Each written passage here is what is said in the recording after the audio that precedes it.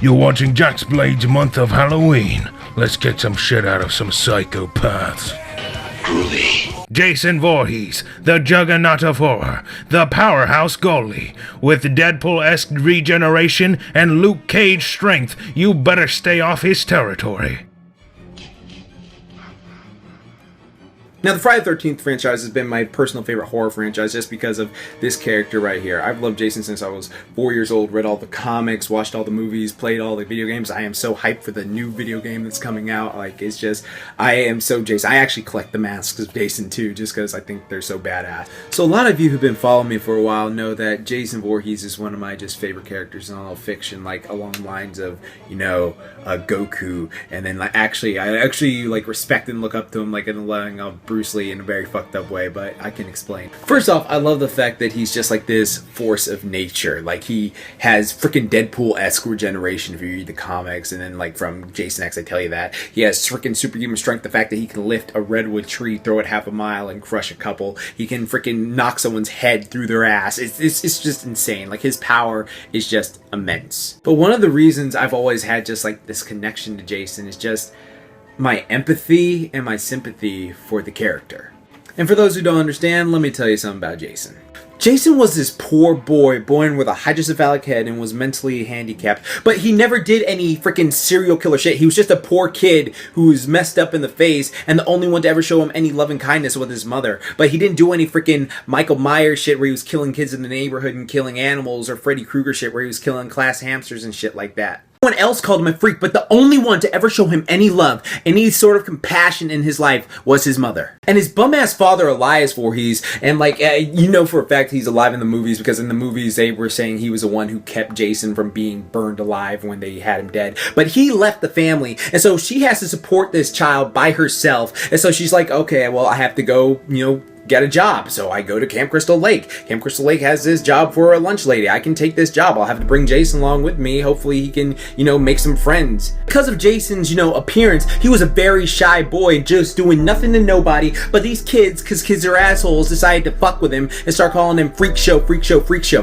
This part right here, okay, I hate to bring it up every single time, but like, this is one of the main reasons why I like have a connection to Jason, because like, I was bullied like this when I was a kid. Like there is people today are so soft when they talk about like internet bullying, because like getting beaten up and feel like you can't do anything to defend yourself or protect yourself from someone, and then them daring you to do something else and just making you feel so fucking helpless, it's one of the worst feelings ever. So like, that's one of the things I have complete empathy for Jason for, because I know what it's like to get beat up by a bunch of people just to like, you were geeky or different, or like you were chubby, or they made fun of you for some reason, and it fucking sucks, and it's a horrible experience that no kid should ever have to go through. And he was, but the main thing that bugs me is he was doing nothing to nobody. He was just minding his own fucking business, and then like the fuckers push him in the lake, and then he apparently drowns.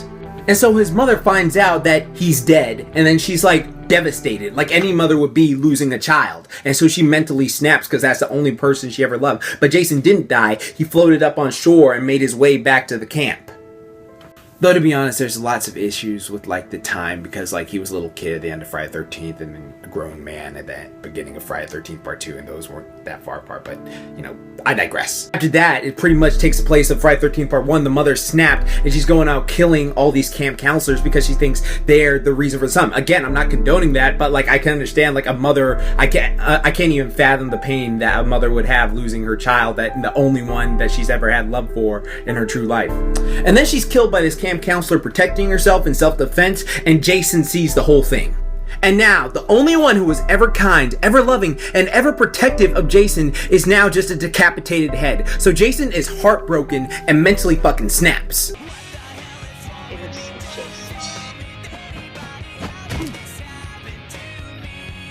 Starts training in the woods and becomes like this badass wood Rambo.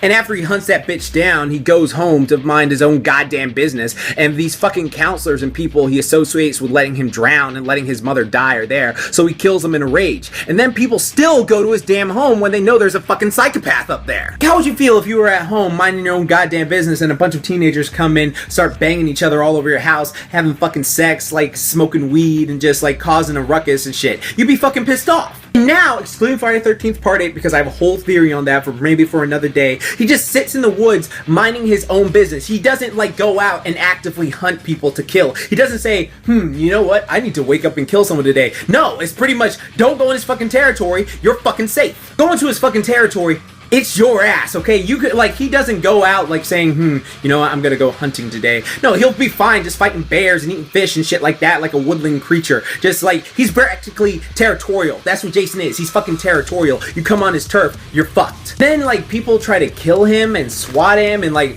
kidnap and take him places to examine his body. Again, what the fuck do you people think is gonna happen? He's a fucking monster who can't die, so what the hell do you think? He's gonna kill himself just so he can get back home and mind his fucking business. My attitude is, don't start nothing, won't be nothing. I am not condoning killing innocent people whatsoever. My thought is this, like, if you know there's a fucking demon monster over there, and he's just like, it's made clear, like, he's not gonna vacate the premises to kill anyone, then just, like, box that place off.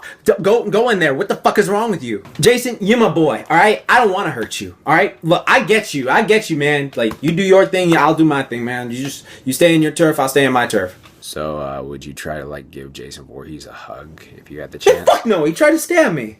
Look, Jason is just a poor, angry kid in a super zombie body, so just stay out of his way.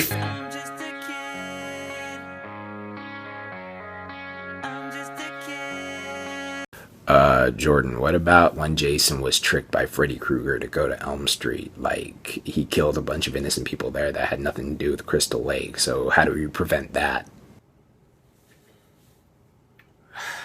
Okay, fine.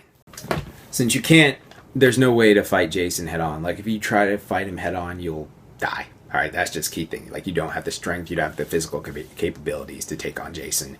But, again, freezing him would work, as it would immobilize him until you know what to do with him. Like, that's the only thing that would really help you.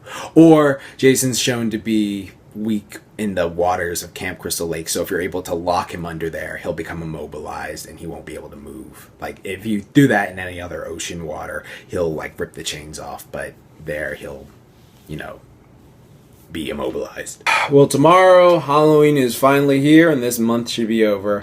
And tomorrow, it looks like you're gonna be in for more tricks than treats.